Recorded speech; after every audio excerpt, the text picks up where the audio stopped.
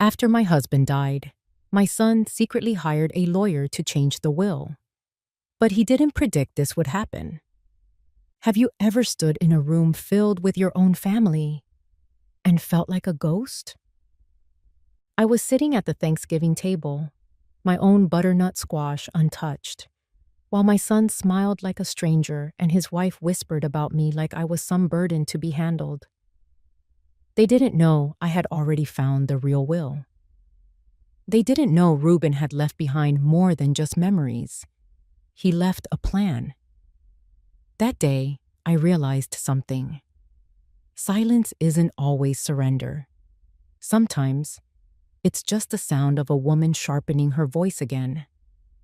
So, if you think this is just another story about an old widow fading quietly, think again.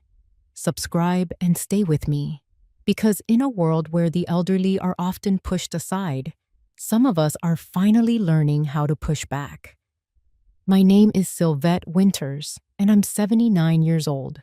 Until recently, I thought I was just a grieving wife, living in a too-quiet cabin at the edge of Blue Ridge Glen, Pennsylvania.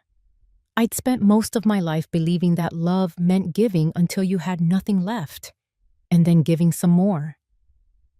But after my husband passed, something changed. It wasn't just the silence. It was the feeling that someone was trying to erase me, slowly, quietly, with paperwork and polite smiles. This is the story of how I went from forgotten to unignorable, of how a cedar chest, a USB drive, and a 17-year-old girl pulled back the curtain on a truth that no one thought I'd ever see. So, if you've ever wondered what happens when a quiet woman stops being polite, keep listening. Because sometimes, the ones they count out are the ones who write the final chapter. The house was too quiet. After 48 years with Reuben, silence didn't feel peaceful. It felt like punishment. I had always imagined grief would come crashing down, like a hurricane, like thunder at midnight. But no. It was more like frost creeping over a window pane. Steady and silent, until everything you see is a little blurry, and you're not quite sure what's real anymore. The bed creaked when I sat up. Too much space on his side. I didn't bother fluffing the pillow anymore. It had flattened into the shape of his head, and maybe I wanted to keep it that way. I slid my feet into my old slippers, the ones with the felt bottoms nearly worn through, and shuffled toward the kitchen. The floorboards creaked. They used to annoy him.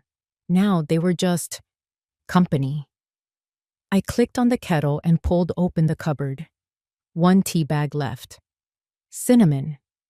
Reuben always liked the mint, saying cinnamon was too loud a flavor in the morning. I smiled to myself, then stopped. Smiling felt traitorous. As the water boiled, I looked out the window. The first snow had started falling sometime in the night.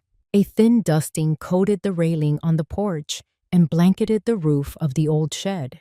I used to hate snow. Now, I wasn't sure what I felt about anything.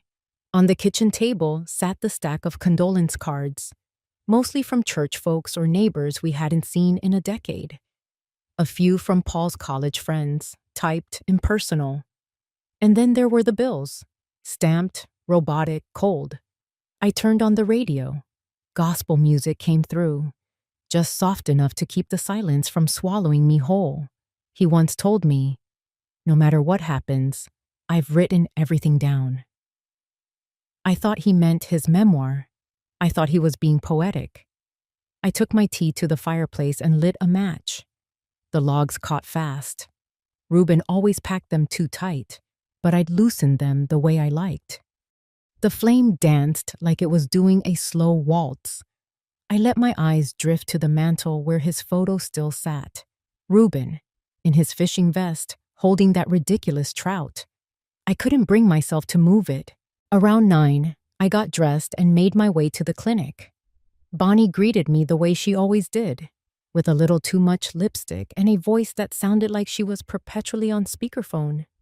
"Lord, you look tired, Syl," she said, handing me a clipboard. but still better than half the town. I gave her a nod, the kind you reserve for people who mean well, but don't quite know what else to say. Hardest part's the paperwork, she continued. Always is, especially these days. Kids rush the wills before the soil's even settled. That made me pause. I didn't say anything, just watched her file charts and hummed to herself. She had a habit of making big truths sound like gossip. That line. It stuck.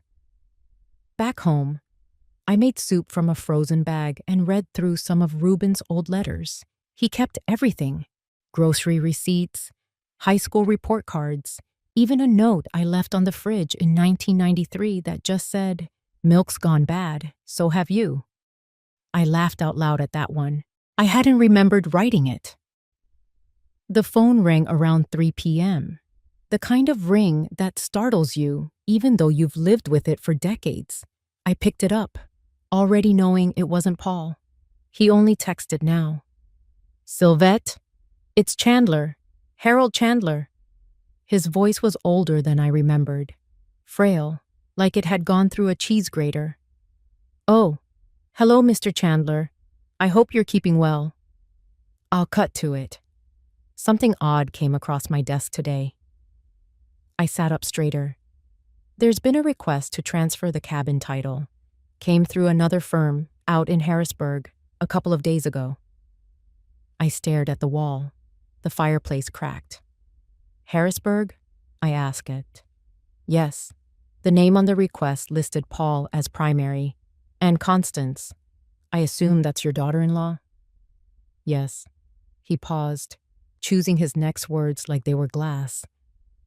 I was surprised because, well, the 2019 will, Ruben's last signed one, it's still active in our system. And as far as I know, you're the sole beneficiary of the cabin and savings. I didn't know what to say. I thanked him. I think. Maybe I just hung up. The tea had gone cold. I poured another cup, this time with no bag, just hot water. I didn't taste anything anyway. I walked into the den, passing the photo wall with all those frames. Paul's graduation, our 30th anniversary, that blurry picture of Callie on the swing. I stopped at Ruben's desk, the oak one with the drawer that stuck. I pulled it open. The same chaos it always had. Rubber bands, receipts, dried out pens. But underneath the chaos was a small black notebook, bound with a rubber band. His handwriting on the cover said, "Deposit boxes. See also Ledger 3. I didn't touch it. Not yet. I left the notebook where it was, closed the drawer quietly. My hands didn't shake, but my throat felt dry like paper. Ruben wasn't the kind of man to leave anything half done. He labeled his toolbox. He kept every key on its own ring with a date attached. If he had written something down about deposit boxes, about money, there had to be a reason. And if Paul knew, then he was acting fast, too fast. The sun had started its slow drop behind the hills, painting the living room in shades of orange and mauve. I sat down in his recliner instead of mine. It still smelled like cedar and the peppermint oil he used on his knees. I ran my hands along the armrest, feeling for something familiar. We never talked about death like some couples do. It wasn't fear. It was avoidance. He once said, "If you start talking about the end, it might hear you." I used to think that was foolish. Now I understood. The fire had gone low, so I added another log. The crackle filled the space like a heartbeat. Outside, I could see a few tire tracks on the snow-covered road, probably the Hendersons, or the postman. I hadn't checked the mailbox in 2 days. I forced myself to get up. The cold air bit through my cardigan as I stepped out onto the porch. Dead leaves rustled against the steps, caught in little snowdrifts. The sky had turned that pale purple that only ever lasts 10 minutes. At the mailbox, there were 3 envelopes. One was a flyer from the pharmacy. One looked like a holiday catalog. The last one was from Constance. The envelope was thin, cream-colored, with handwriting that tried too hard to look effortless. I tore it open right there on the gravel path. It was a thank you card. No note, no warmth, just a printed message and her signature underneath. Thank you for the arrangements. We'll be in touch. Constance. Not, we miss him. Not even, hope you're okay. Just business. Cold and distant, like she was writing to a landlord. I looked back at the house. 48 years. Every crack in the wall, every dent in the floor, he made those. And she wanted to erase it like a chalk mark. That night, I didn't eat dinner. I wasn't hungry. Instead, I brewed another cup of cinnamon tea and sat at the kitchen table with my old grocery pad, the kind with a magnet on the back and faded cartoon peaches at the top. I started writing a list, not of food, but of questions. Shawan, did Reuben tell Paul about the safety boxes? Chapter 2. Why Harrisburg? Who's the lawyer there? 3. Did 2019 mention me by name? 4. When was the last time I saw Paul alone? That last one stung. I couldn't remember. Not really. After Constance came into the picture, visits felt more like appointments. Timed, polite, shallow. She never liked how rustic the cabin was. Always said, "You should get a granite counter. It'll increase the resale." As if she were the one who built the place. I flipped the pad over and started listing things Reuben had hidden. A $50 bill in the cookie tin. His father's dog tags under the toolbox. The bottle of bourbon in the laundry hamper that he never admitted to. He was a man of secrets. But they were never cruel. They were quiet secrets. The kind you tuck away to feel a little more in control. Now it felt like someone was turning those secrets into leverage. I lit a candle on the mantel. He always said I burned them too quickly. "You're supposed to savor the scent, not rush it like a matchstick," he'd mutter. But tonight, I needed that smell of sandalwood and smoke. It was the closest thing to his voice. I grabbed the Afghan and sat back in his chair. My joints complained, but I didn't care. I picked up an old envelope from the table. It had Reuben's writing on the back. Just one word. Callie. Our granddaughter, 5 years old. Sweet as pie. I hadn't seen her since the funeral. I turned the envelope over. Inside, just a photograph. Callie and Reuben sitting on the dock, feet in the water, both looking at the horizon. It must have been taken last summer. Probably Paul's doing. A rare moment of stillness captured by accident. I ran my thumb over the photo. What would she remember of him? Would she remember how he used to make up bedtime stories about a bear who ran a bakery? Or how he let her stir pancake batter, even when it made a mess? I couldn't let her lose those memories. I placed the photo on the nightstand beside my tea and reached for the black notebook again. I didn't open it, but I placed it next to my list. And in that moment, I realized something. I thought I buried him, but it felt like someone else was trying to bury me. "You always make too much, Mom," Constance said, not even looking at me. She slid the casserole dish aside with her perfectly manicured hands, like it was a catalog she never ordered. My butternut squash, the same recipe Reuben had loved for years, sat untouched next to a glowing bowl of sweet potatoes with marshmallows. The kind bought frozen, reheated in a foil pan. Paul stood at the head of the table, carving the turkey like he was disassembling a fax machine. Efficient, silent. His hands moved quickly, but his eyes never lifted from the task. Reuben used to carve the turkey. He'd joke about the wishbone, about how every year it ended up in Constance's hand. Because she needed the extra luck. We used to laugh. Now no one laughed. Just the scrape of utensils against ceramic plates and a murmured, "Pass the rolls." Then I was seated at the far end of the table, next to the neighbor's boy who had stopped by with a jar of cranberry jam and was now nose deep in his phone. His mother chatted with Constance about real estate values in the area. "Prices are up 14% this year," she said proudly, as if she were talking about her blood pressure. I forced a smile and took a sip of lukewarm cider. My plate was mostly empty. I hadn't had the appetite. Paul raised his glass halfway. "To my family," he mumbled. Constance echoed it, barely audible. The neighbors said it more enthusiastically. I lifted my glass too, but my voice didn't come out. Across from me, Callie was watching, not just looking, watching. Her eyes flicked from face to face, studying the silences. Her curls were tucked under a knit beanie, her phone face down beside her plate. She hadn't touched much of the food either, except the corn pudding. After dinner, the men disappeared to the den to watch the game, or pretend to. Constance collected plates with surgical precision. I tried to help, but was told gently, No, we've got it. You just rest." That sounded polite, but the way she took the plate from my hand made it clear. I was in the way.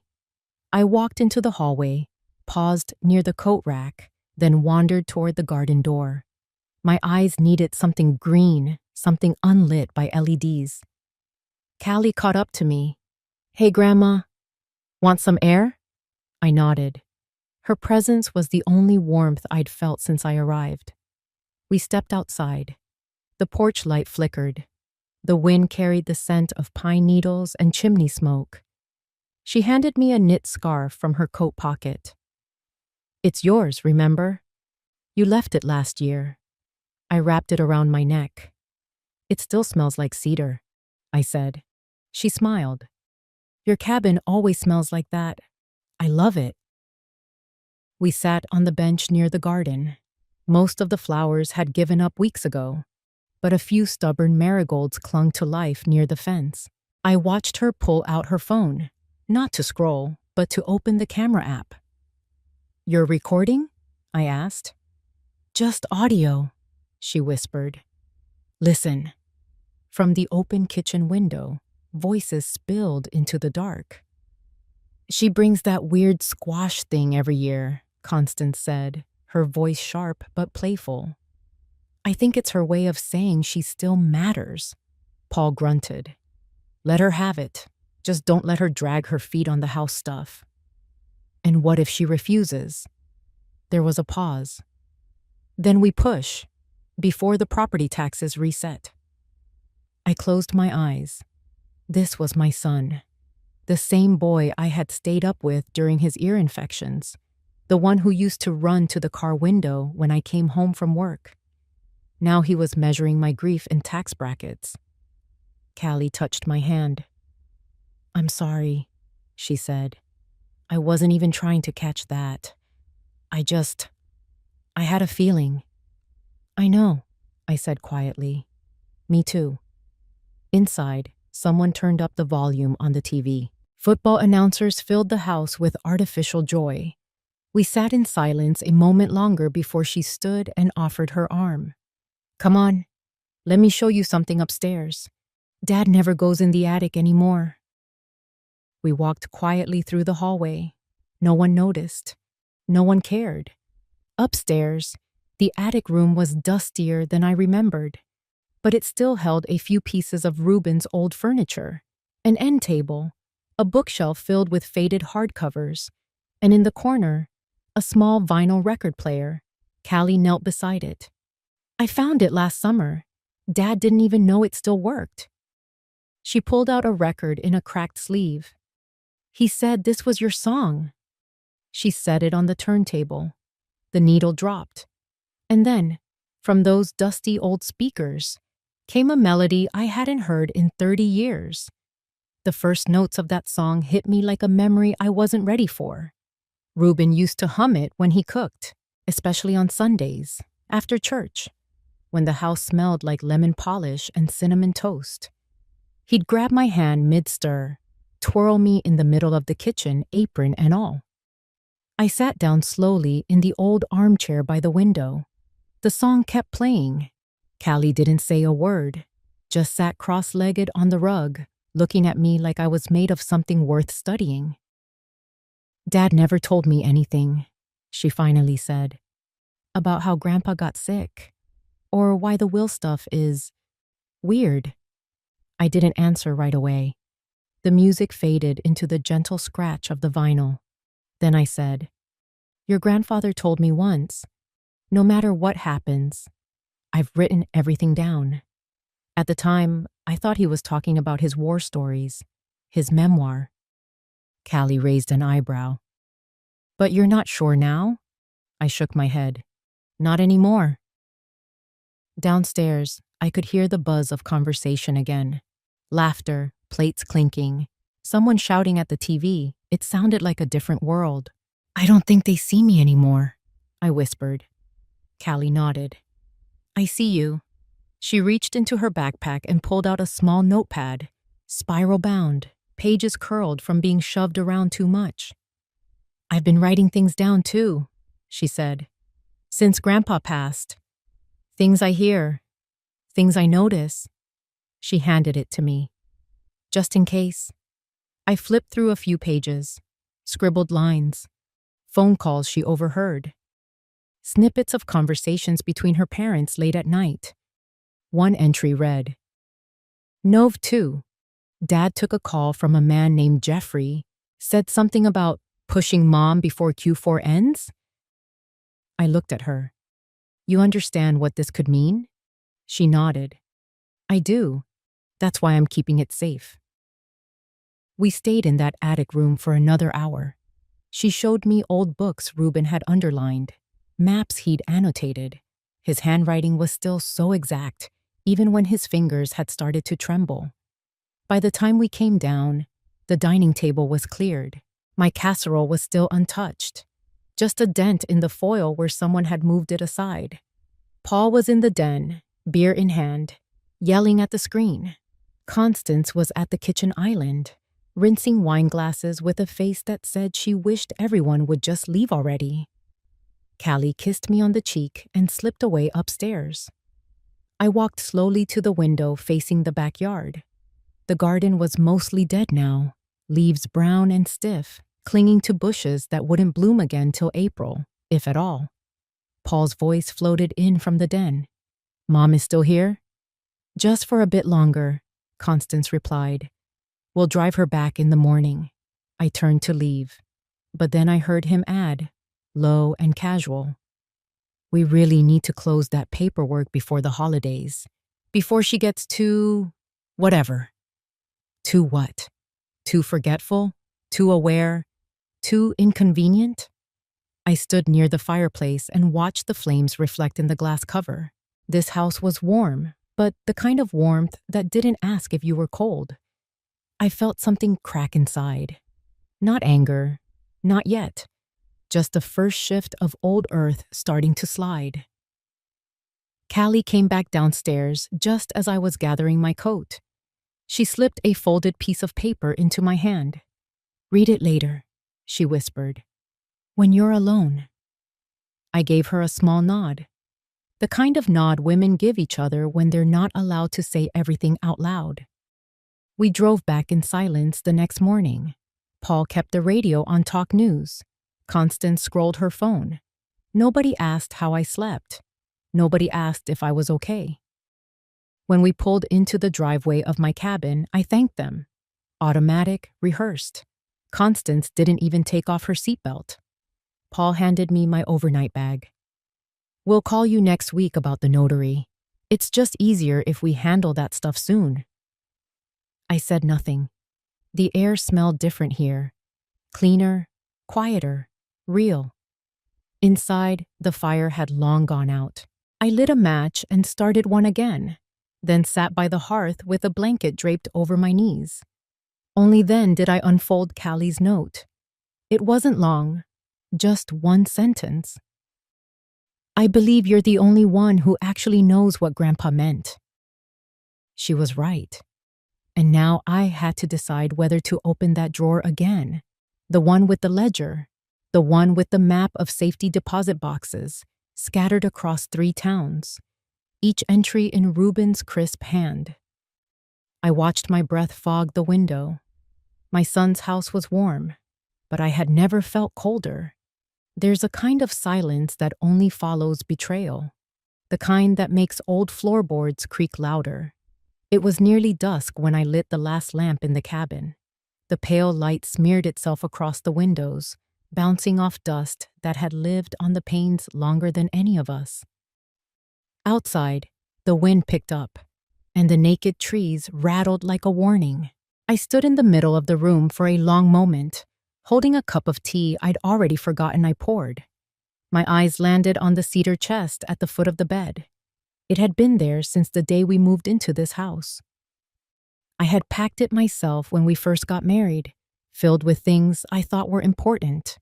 Wedding napkins, my mother's lace gloves, a yellowed handkerchief with my initials stitched in thread now too faded to make out. I hadn't opened it in decades, but Reuben's voice came back to me again, clear this time. If you ever need proof, check the cedar chest. I set the tea down, let my knees creak as I knelt.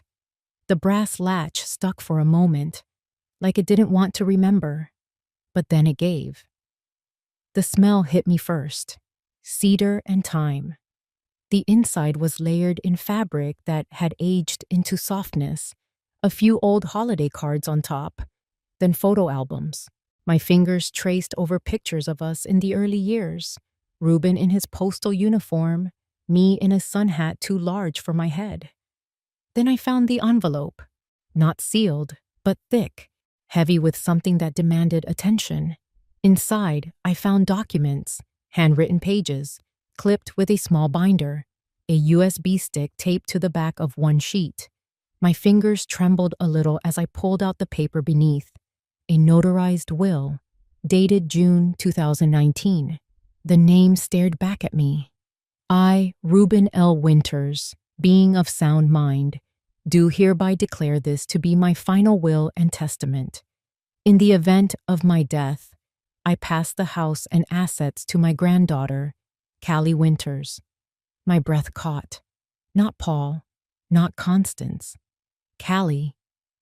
I sat back against the bed frame, the weight of it pressing against my spine. Reuben had known. He had planned.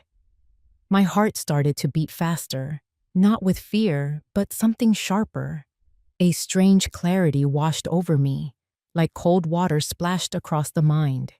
He hadn't trusted them, and now, neither did I. Among the pile of papers was a smaller envelope marked only with my name. My handwriting. Reuben must have made me write it once, maybe long ago, to remind me it was mine to open.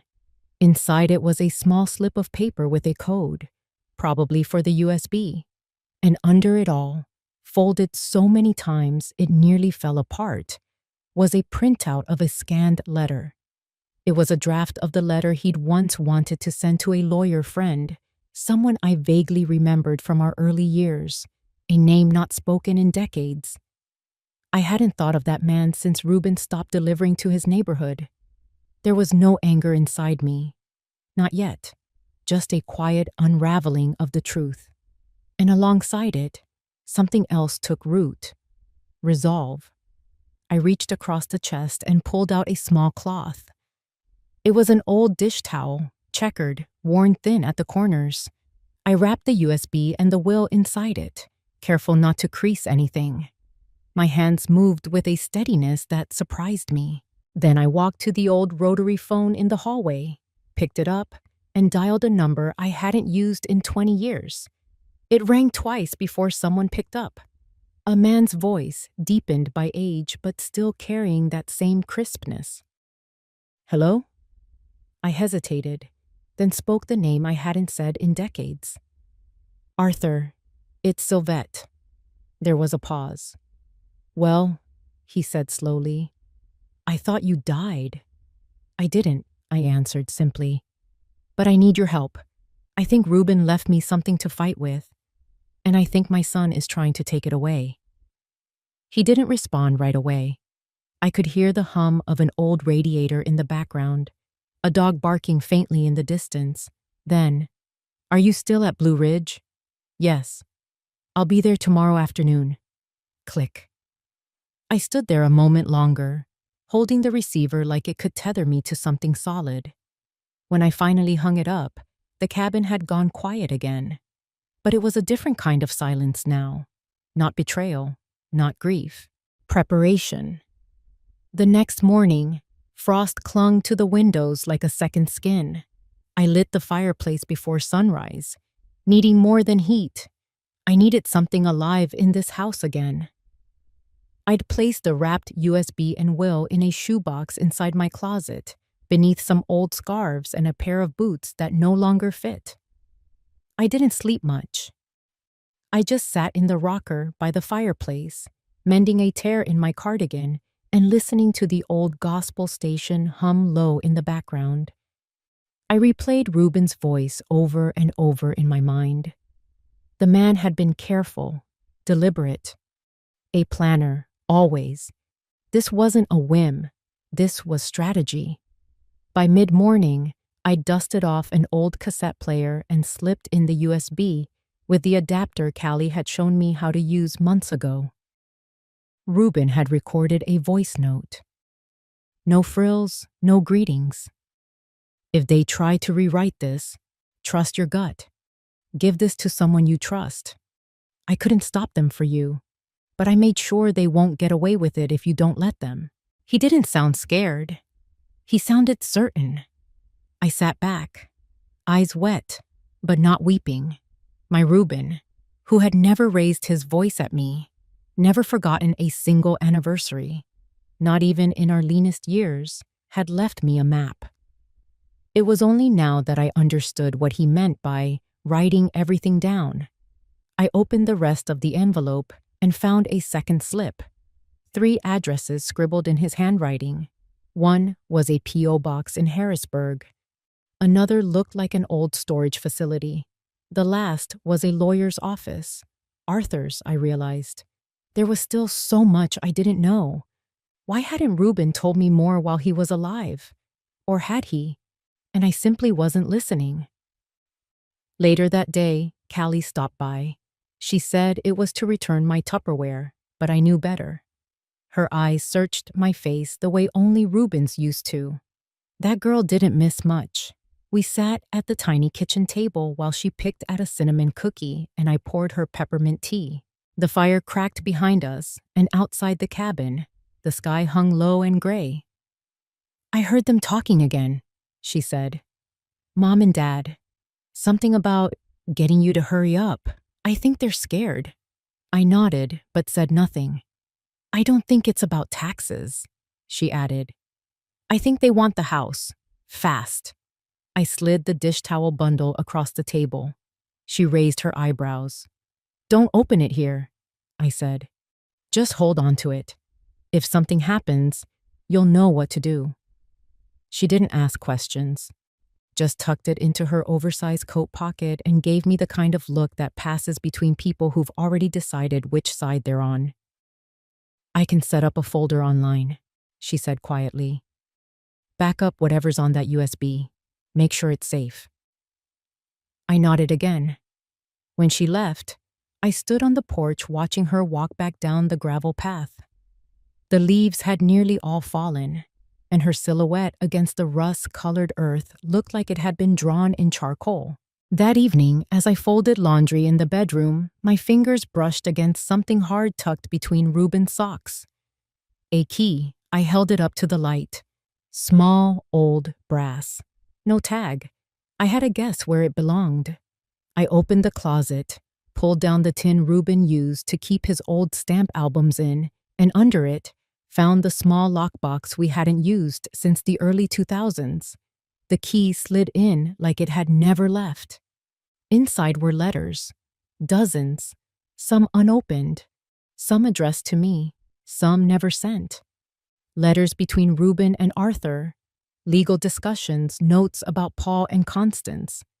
Most of them dated within the last 5 years. My heart hurt reading them. Not because of what they said, but because I had never known the extent of Reuben's quiet worry. He had shielded me from so much. And now, he is gone. But the map he left behind, his will, the USB, the names and notes, all of it had shifted something inside me. I was no longer the woman who wept quietly in her rocker while the world closed around her. I had work to do. I spent the next hour organizing everything into folders, legal documents in one, personal letters in another. I labeled them carefully, in block letters the way Reuben used to. There was dignity in order. The sun dipped beneath the tree line, casting long shadows across the floor. The radio played a hymn I hadn't heard in years. I turned it off. Then I stood still for a moment, hearing nothing but the wind pressing against the cabin walls. It wasn't peaceful, not yet. But it was mine. I took the USB and the will, wrapped them in an old dish towel, and called someone I hadn't spoken to in 20 years. I hadn't seen Diane in over 2 decades, but when she stepped off that bus with her leather briefcase, I knew Reuben had planned this. She hadn't changed much. Her hair had thinned and her coat looked heavier, but her stride, straight, no nonsense, was the same. She didn't pause or scan the station like someone looking for directions. She walked right toward me, as if we'd just had coffee last week. When she hugged me, I held on longer than I meant to. We didn't talk much during the drive. I had left the cabin warm, left cinnamon tea steeping on the counter like I'd always done when Reuben had guests. Diane didn't ask about the town. She only looked out the window, said once, "It's smaller than I remember." And that was it. The diner smelled like overbrewed coffee and peppermint syrup.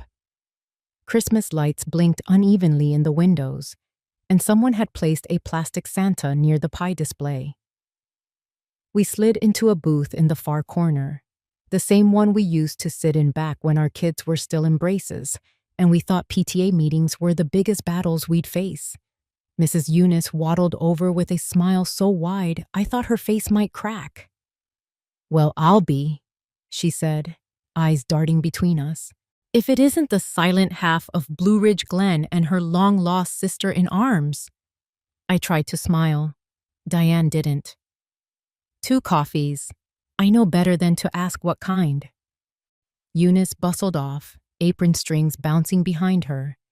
Diane leaned her briefcase against the wall and opened her coat slowly. Her eyes locked on mine. "Show me what you found." I slid the envelope across the table. Slow and steady. The USB. The will. The notarized stamp. She opened it with gloved hands, laid everything out like a surgeon prepping for a delicate procedure. As she read, her brow furrowed. "This is airtight," she muttered. 2019, notarized, signed, naming Callie as heir. That alone supersedes anything else, unless they've got something more recent and legal, which I doubt. She looked up at me then, and I saw something sharp in her eyes. Reuben was smarter than we gave him credit for. I sipped my coffee. It was bitter and too hot, but I didn't flinch. "He always trusted you," I said quietly. "Said you had a steel backbone, just like I used to." She gave a short laugh. "Well, we both got bent for a while, but looks like it's time to unbend." Mrs. Eunice brought over 2 slices of cherry pie without asking. "I just know y'all need this," she said, setting them down with a wink. Then she leaned in a little closer. "Folks have been whispering about Paul. Said he's been asking questions about the property office, looking into transfer timelines. Not my business, of course. But Blue Ridge Glen's a whisper town." When she walked away, Diane tapped her fork against the plate and said, "They're moving fast. Too fast. That's good. Rushed people make mistakes." I nodded. "So what do we do?" She folded the will again, slid it back into the envelope. "We make copies. We prepare. We meet Halperin and have him recertify this if needed.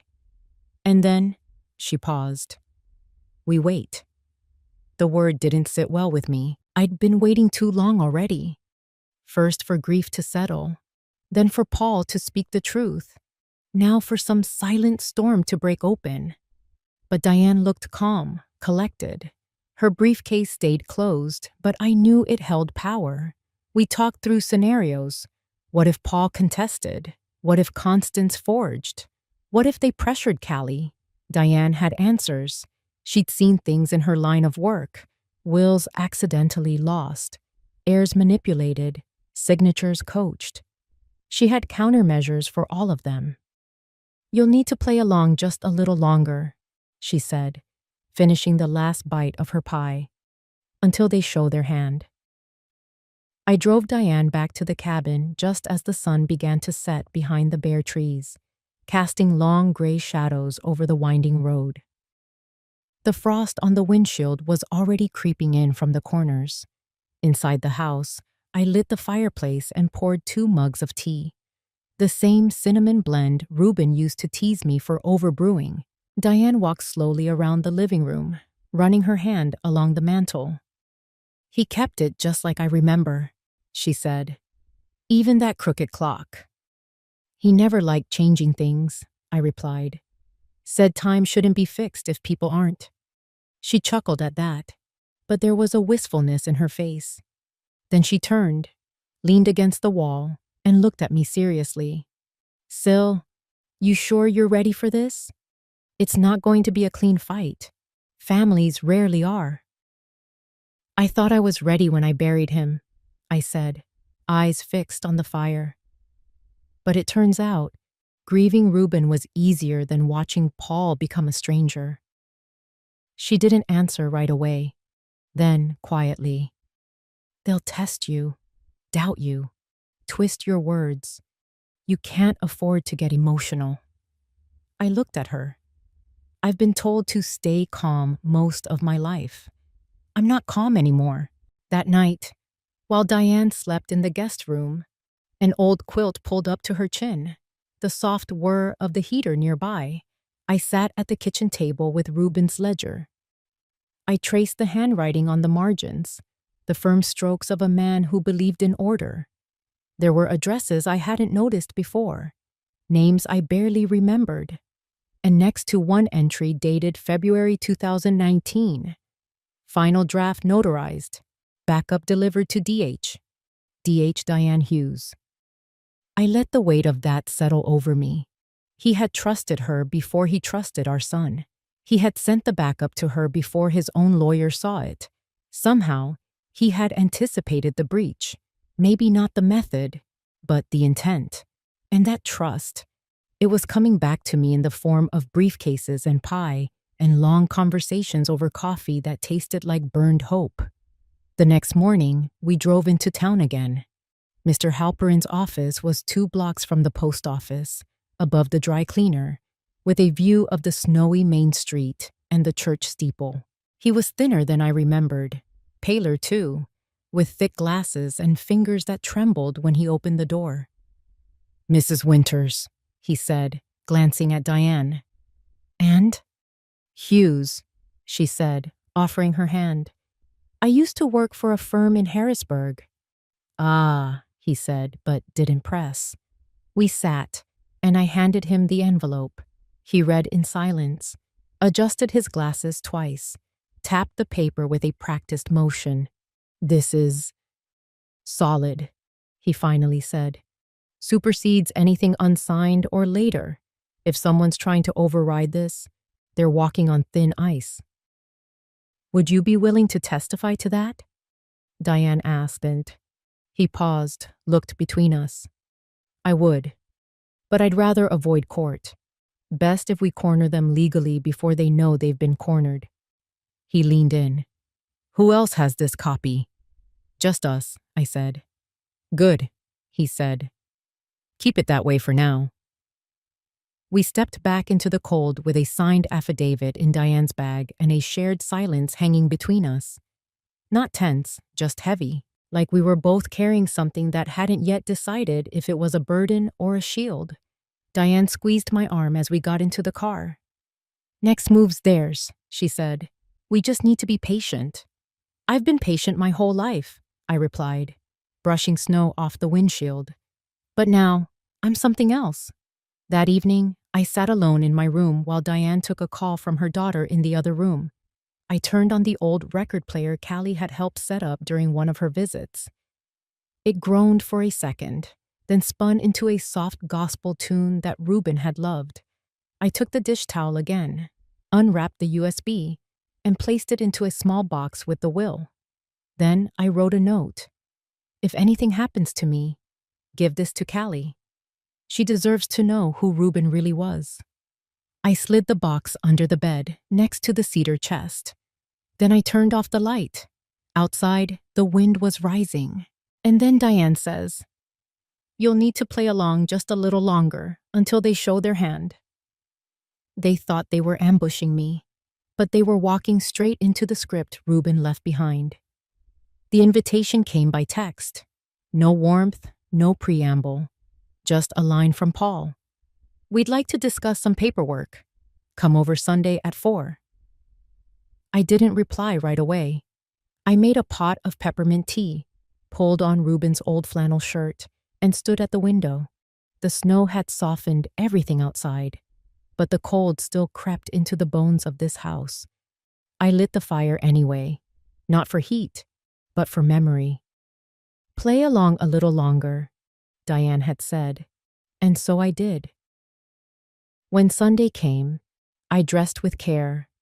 I wore the pearl earrings Reuben gave me on our 40th anniversary, and the deep navy sweater Callie once said made me look like a librarian in an old spy movie.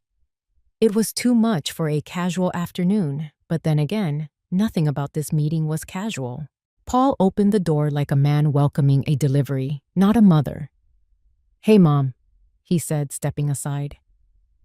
Constance hovered in the hallway, arms crossed, lips pressed into that familiar line of forced hospitality. "Come in, tea's ready." Their living room was staged like a showroom, fireplace flickering, coffee table polished to a mirror shine, couch cushions plumped with unnatural precision.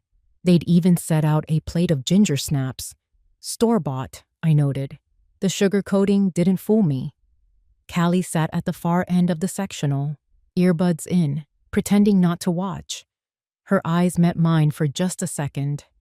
"Enough." Paul cleared his throat. "Let's get to it.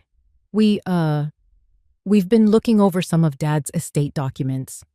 I nodded, setting my purse on the floor but keeping it close. Constance stepped in. "And we found something unexpected. A draft from 2021. Reuben updated his wishes." "Updated," I repeated, keeping my voice level. "After he was diagnosed?" Paul shifted uncomfortably. "It's just a clarification, really. We thought it would be best to bring it to you first, out of respect." That word, respect, landed like a wet sock. He pulled out a manila folder and slid it across the table toward me. A moment passed before I opened it. Inside was a single page, printed cleanly, with what looked like Reuben's signature scrawled at the bottom. But I'd been married to that hand for nearly 50 years. This wasn't his penmanship. It was a performance, a forgery in its Sunday best. "I see," I said, setting the paper back down without touching it again. "And what exactly does this change?" "Well," Constance jumped in too quickly, "it simplifies things, transfers the property to Paul directly, streamlines the process for everyone." "For everyone," I echoed.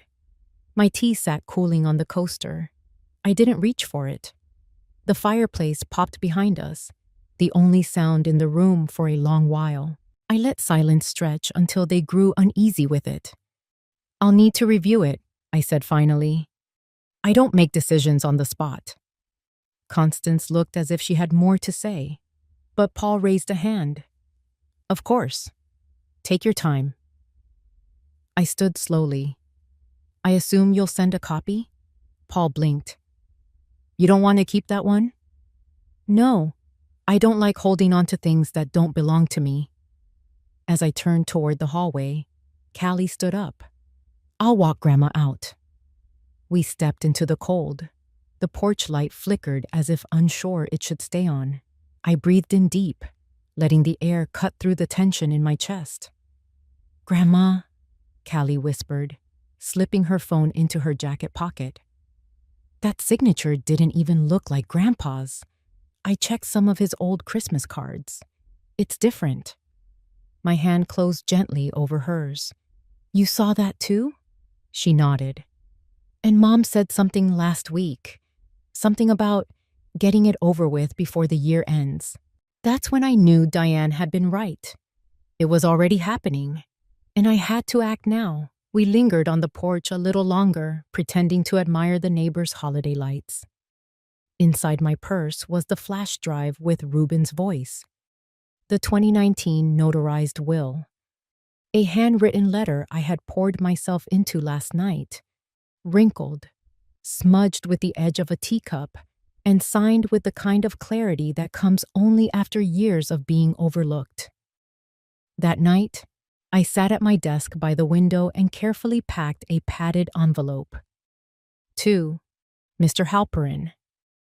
Subject: in the event they forget who I am.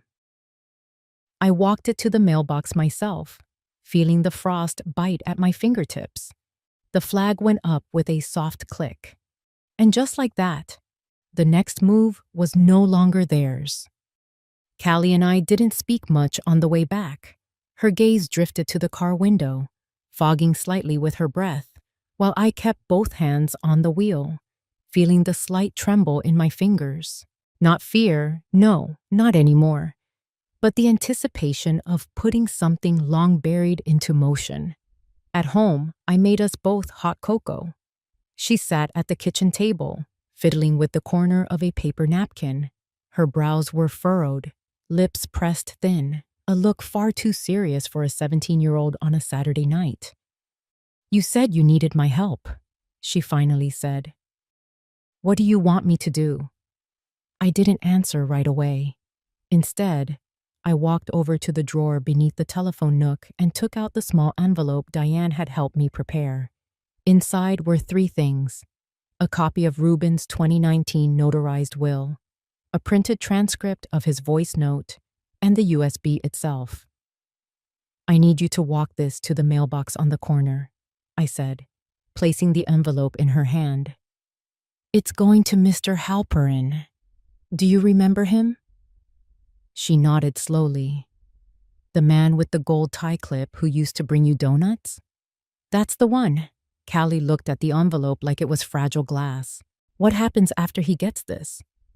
I don't know yet, I said truthfully, but I trust Ruben's timing and Diane's instinct.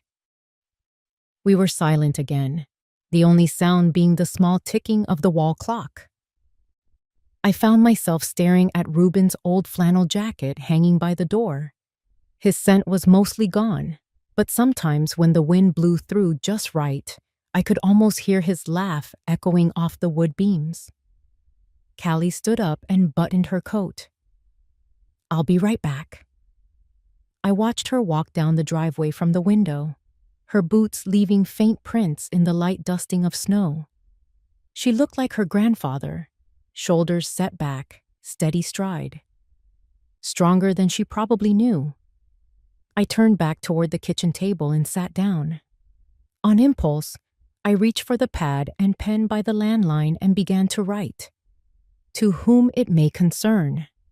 If you're reading this, it means someone has tried to erase me.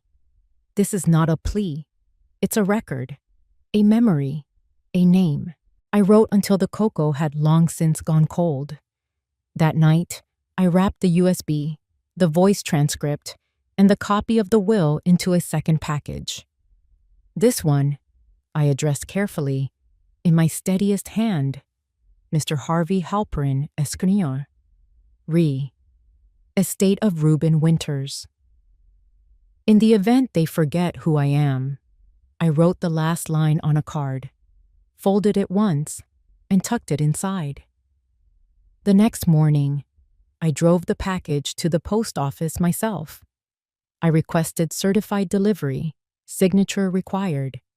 The woman behind the counter was young, polite, and uninterested. I didn't mind. There was a comfort in the transaction being boring. "Want a receipt?" she asked. "Yes," I said. "Keep the tracking number printed clearly."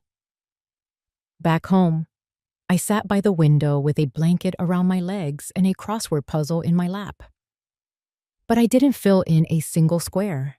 I kept glancing at the old clock above the fireplace, counting minutes I couldn't control. Around 3 p.m., the phone rang. Diane's voice crackled through, brisk as always. "He'll have it by Tuesday. In the meantime, act like nothing's changed." "I can do that," I replied. "Good," she said. "And Sylvette?" "Yes? I'm proud of you." I didn't expect the warmth that surged up behind my eyes. I blinked quickly and focused on a spot across the room. "Thank you," I managed. The following days passed in slow motion. I did the things I always did: sorted laundry, peeled carrots, wiped down the windowsills. But everything felt sharper, like a picture coming into focus. Then, on Thursday evening, Paul called. "Mom, we need to finalize a few things. Can you come over Saturday morning? Just some paperwork. Won't take long." I agreed, calmly. Inside, my stomach turned. I called Diane after I hung up. "It's happening. They're going to present it," she said. "Stay quiet. Don't agree to anything. And don't let them see even a flicker of victory in your eyes." "Understood. And remember what Ruben told you. Trust your gut." That night, before bed, I reread Ruben's handwriting on the will. His signature was crisp, unmistakable. Below it, the notarization stamp shimmered faintly under the lamplight. His voice still echoed in my ears. "If they try to rewrite this, trust your gut." I folded the documents once more, placed them in the dish towel again, and tucked them inside my handbag. I slept without dreams. The morning the letter arrived from Mr. Halperin's office, I was folding linens, like nothing had changed. But everything had. The old flannel sheets still smelled like cedar and the faint cologne Ruben used to wear, the kind that clung to his wool coats and his collarbone for days. I stood there by the laundry basket, smoothing the creases out of pillowcases, letting the silence stretch.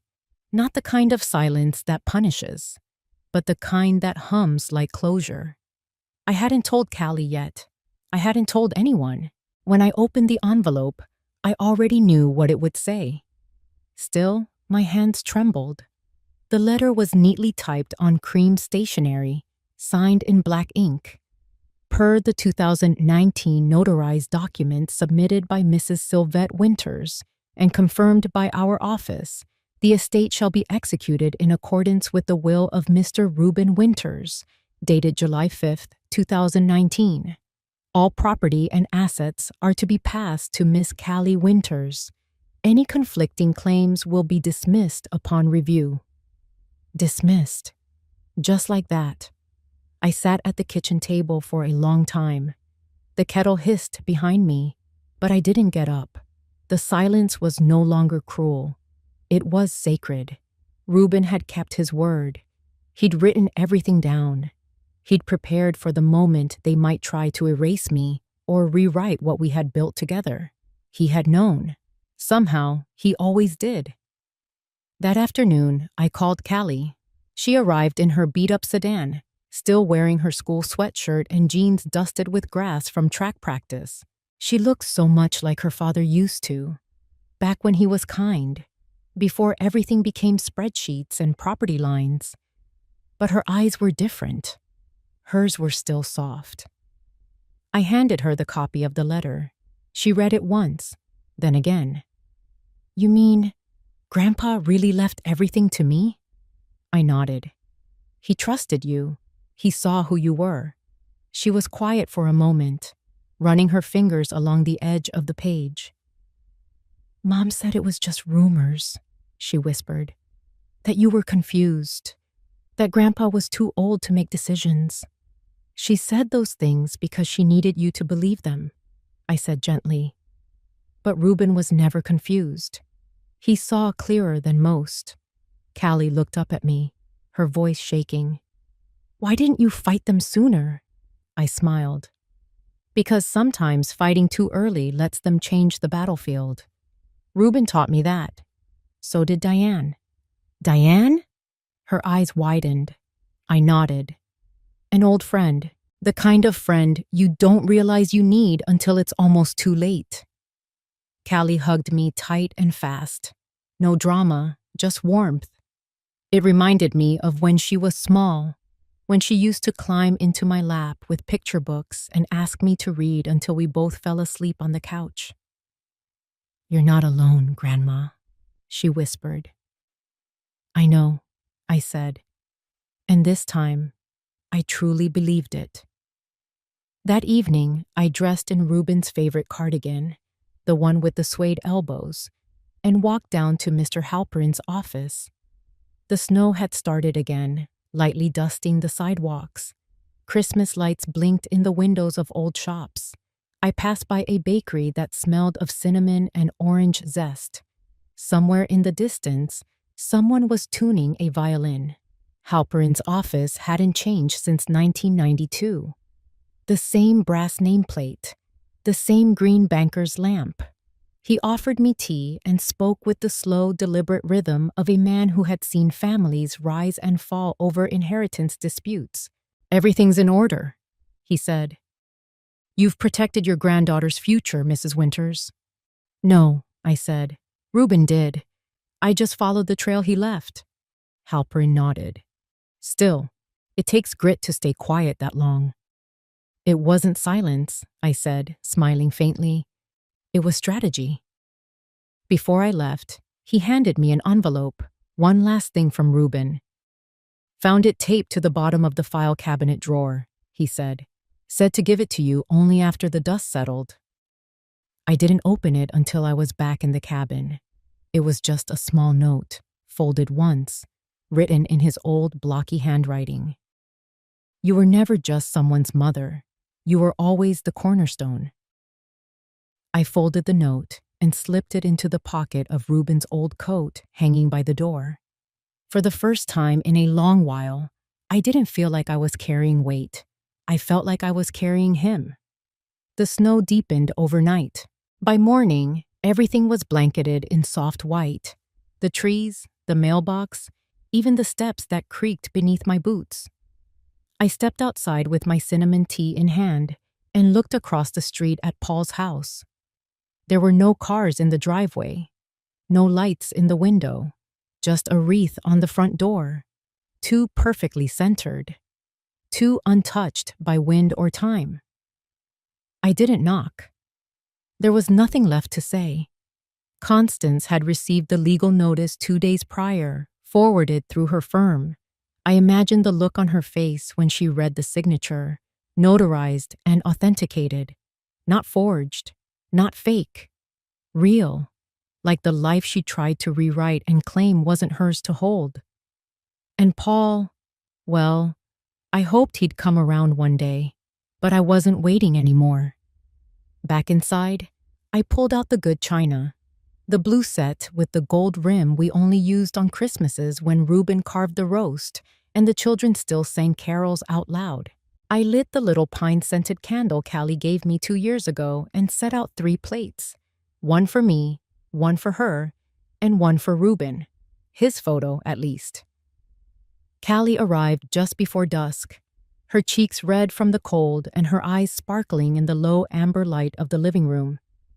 You did all this? She said, stepping in and unwrapping her scarf. I had help, I said. Reuben's recipe cards still know what they're doing. She laughed, and it echoed gently against the walls. Then she set down a small package. Before I forget, this is for you. I unwrapped it slowly. Inside was a wooden frame with a handwritten quote in ink. Silence isn't surrender. Sometimes, it's the seed of your strength. I couldn't speak. I just nodded. Later, after dinner, we sat by the fireplace with the old vinyls playing. Ella Fitzgerald, then Johnny Mathis, then the Andrews sisters. The crackle of the record, the hiss of the fire, the quiet between us. It all felt exactly right.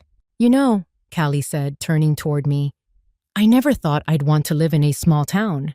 But this place, it's honest, even when it's hard. It's yours now, I said. Not just the house, the stories, the history, the decisions. She bit her lip, eyes glistening. I'll take care of it. I promise. I know you will, I said. But don't do it for me. Or for him. Do it because you know what matters. That's all we ever tried to teach you. She nodded. And Mom? I exhaled. Some people spend their whole lives chasing more. But more isn't peace. It's noise. Let her have it. We stood by the window after she left. I watched her drive off into the white dusk, taillights blinking down the snowy road. The wind had quieted, the night still. Somewhere a dog barked. Somewhere else wind chimes sang. And then I did something I hadn't done in over 10 years.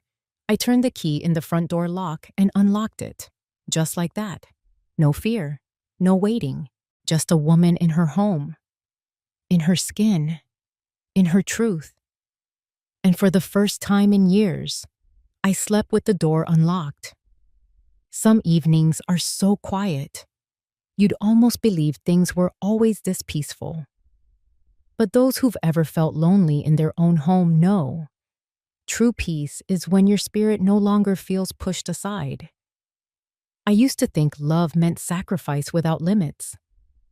But I've come to understand this. If you don't value yourself, even those closest to you might forget to.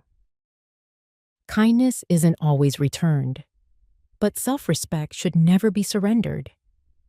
If this story made you think of a quiet mother or a grandmother who once gave everything, maybe today's the day to reach out. A phone call, a thank you, a small reminder. I see you. Because sometimes all they've ever needed is to feel seen again.